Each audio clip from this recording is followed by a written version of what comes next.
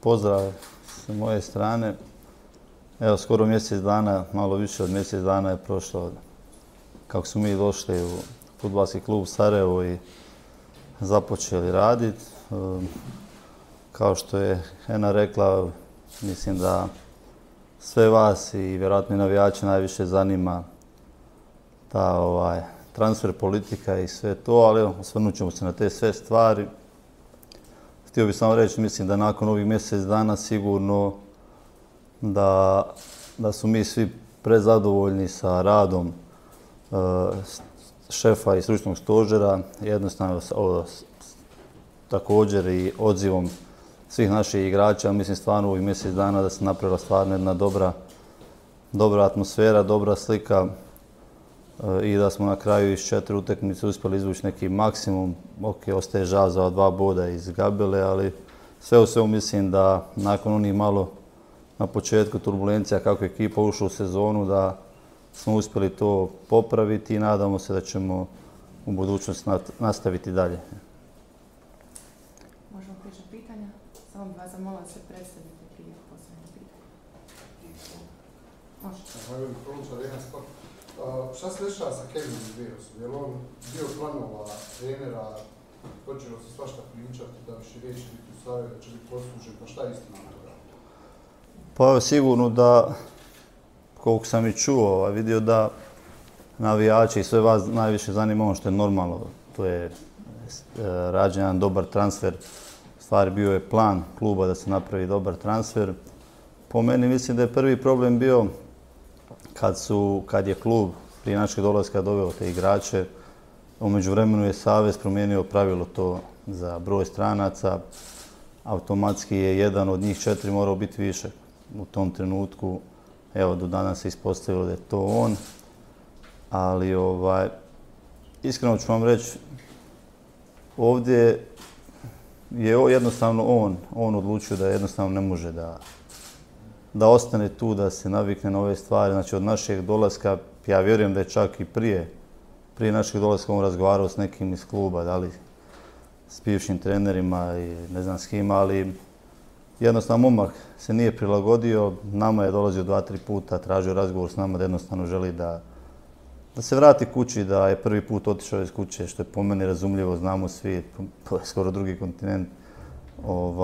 Nije se mogao prilagoditi i jednostavno nije bio tu. Cijelo vrijeme je govorio da mu fali nostalgija, familija, prvi put je otišao od kuće i jedina stvar, da vam kažem, smo mi šta tu dodatno izmišljali, tražilo se najbolje rješenje, jer znamo, rekao sam, transfer je plaćen, klub je pokušavao da se tu napravi najbolja stvar i za njega i za klub, jer, kažem, plaćen je jedan dio, pokušao se napraviti najbolje rješenje za sve nas. Do danas nije se uspjelo, ali evo, mislim da se radi još uvijek na tome kako to riješiti, ali iskreno kažem vam, njegova jednostavna odluka da on želi da ide kući.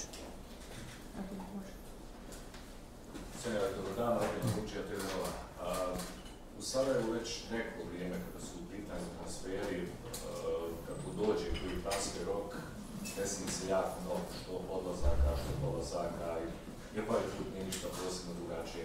Vi kao bivši profesionalni fudbaler sigurno ste svjesni koliko je teško uigrati ekipu kada se promijeni 5 igrača, ne više, pogotovo u ovom kraćem roku. Da li planirate promijeniti nešto u tom načinu rada Fudbalskog kluba Sarajevo i kako mislite da možete uklopiti sve ovo, s obzirom da trener Rožman nije prošao priprema, je došao u drugom?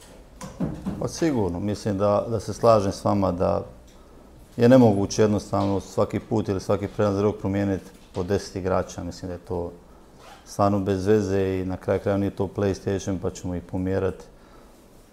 Sigurno da mi nismo skloni tome, vi ste rekli da su mi počeli, mi smo jednostavno doveli tu 3 igrača, tako evo Nemanja ispao iznenada, to iskreno kažem, ali mi smo u tih 20 dana prvi vidjeli prilike gdje možda imamo neke, tako reći, probleme ili gdje nam fali neki kvalitet, smo išli da samo čim manje to da uspijemo dovesti par igrača da bi samo pojačali taj dio ekipe, ali slažem se da jednostavno to nije način i sigurno da ćemo mi pokušati radi to skroz drugačije, jer iskreno možemo reći u zadnje 2 godine treba pogledati, ili prije toga gdje je Sarajevo sve bilo i prije 2 godine sigurno Sarajevo nije bilo u stanju stvarati igrača poput, ne znam, Olivere, Hasića, Ziljkića i to. I mislim da smo sad u situaciji da trebamo gledati prema naprijed, da Sarajevo stvarno ima dobru situaciju i da prodaje, i da kupuje, i da pravi. I ja mislim da trebamo gledati u tom smislu da naredne 2 godine mi počnemo praviti igrače poput ovih koji se dovode. Evo, kakva je situacija, spomenuli su kolege iz Verosa, spominju se Balka, spominju se Šerbetić, kakav je njegov stav? Zijetković. Evo, Ikić će raskinu ugovor, samo da se nadoveže, A vidite, ista stvar. Ne mogu svi igrači igrati. Ne može biti 22 igrača u ekipi, 11 ih može igrati. U tih prvih 15-20 dana smo rekli da probamo napraviti tu neku sliku ekipe i gleda šta je najbolje za ekipu, za klub. U međuvremenu ovi drugi igrači koji su ostali tu su za nas trenutno kvalitetniji i mogu dati više od ovih igrača koji ste vi nabrojali. I mi nismo išli tu kao što je se pisalo da su oni otpisani. Nisu otpisani, imaju ili su imali ugovore sa klubom, ali smo htjeli biti stvarno i pošteni do njih. Dali smo im dovoljno vremena da mogu reagovati, da jednostavno vide da nisu tu u prvom planu, da imaju mogućnost da sebi nađu klub, jer mislim da su svi u nekim najboljim godinama, na kraju krajeva igraš fudbal da bi igrao, da bi uživao, ne da bi sjedio na tribini ili primao platu.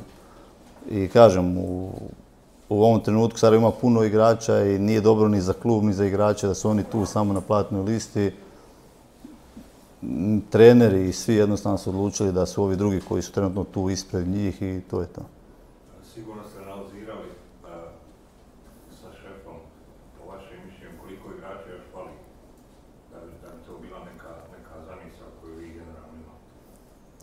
Pa vidite, sad trenutno mislim da ne fali ništa, da ovo što imamo, sigurno sad imamo kvalitet, dobre igrače, da sam rekao i da radimo stvarno dobro i za to sve treba vremena. Ne može se preko noći sigurno sve to promijeniti, ali ja sam siguran i ubijeđen da će to s vremenom biti puno bolje, da ćemo mi uspjeti iz ovih igrača izvući maksimum, da će se tu napraviti jedna dobra ekipa. Ja kažem, kvalitet sigurno postoji, oni to i pokazuju sad trenutno iz utakmice i utakmicu i ja sam siguran da ćemo mi do zime, ako Bog da, uspjeti napraviti neke dobre stvari, a realno ono najviše što se može očekivati od svih nas, pogotovo od trenera i svi ljudi koji su novi, je to poslije zimskih priprema da to bude ta prava ekipa i onakva kako naravno mi svi želimo, pogotovo naši navijači, da igra napadački fudbal i da će to biti na kraju sve puno bolje nego što je sad.